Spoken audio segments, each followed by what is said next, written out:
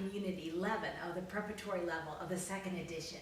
Here the students are learning the C position pattern. So, in a wonderful piece called Water Lilies.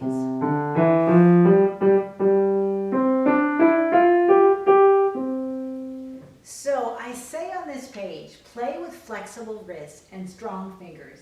Let your wrists roll in one smooth motion from one key to the next.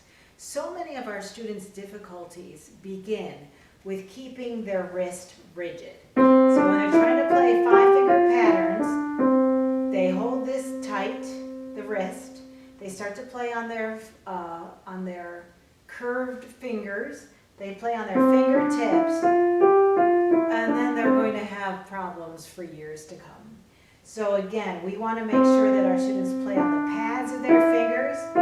And since all 5 fingers are different lengths, we have to accommodate the different lengths by having the student move the forearm in the motion, in the direction where the notes are going. So this is the reason why they should play with a rolling motion going up and then a rolling motion going down. So, for example, oh my goodness, Haydn, not Haydn, oh, what are those? Hanon exercises.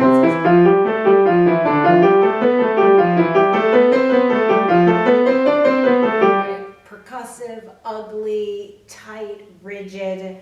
So instead, let's make sure that our students roll.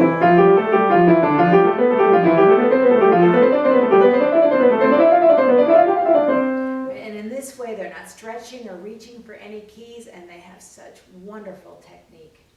So the next piece is by Mary Leaf. It's called Flashing Fireflies.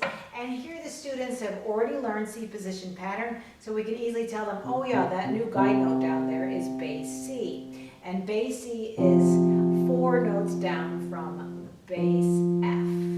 All right, so here's this lovely piece.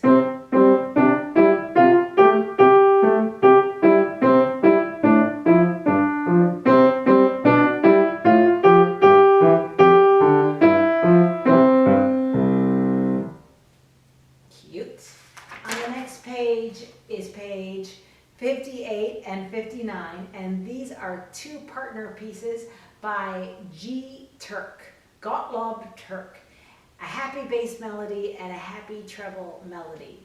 And in the 1700s, Turk wrote his own piano method, which he thought was mighty fine, and he said, if you really want your students to be good musicians, make sure that they play other pieces by other composers, because a method with just one composer throughout it is not very interesting artistically for students. So please make sure that you have lots of composers the students learn. And that's why I wanted to have Succeeding at the Piano with many different composers, so that students can get used to all kinds of different personalities.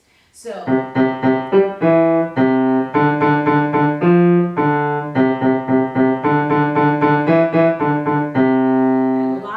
practice strategies for both of these pieces. Right.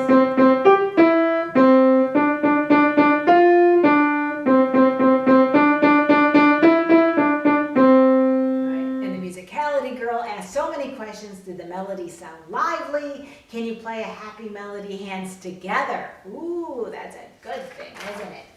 The next piece is Ode to Joy on page 60.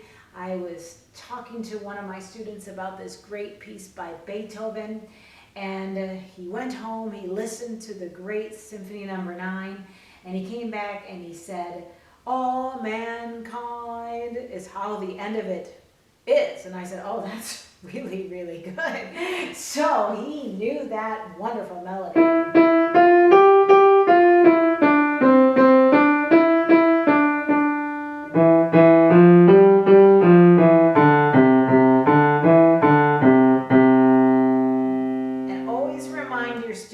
To think about their hand position.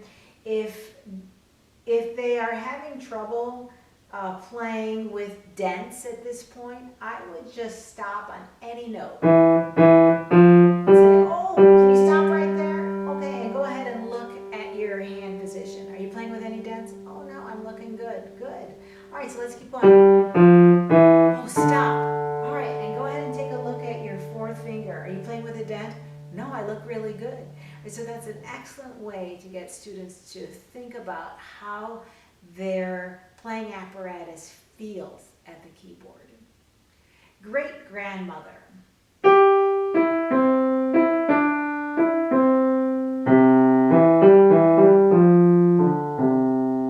So an excellent piece to, again, review skips or thirds.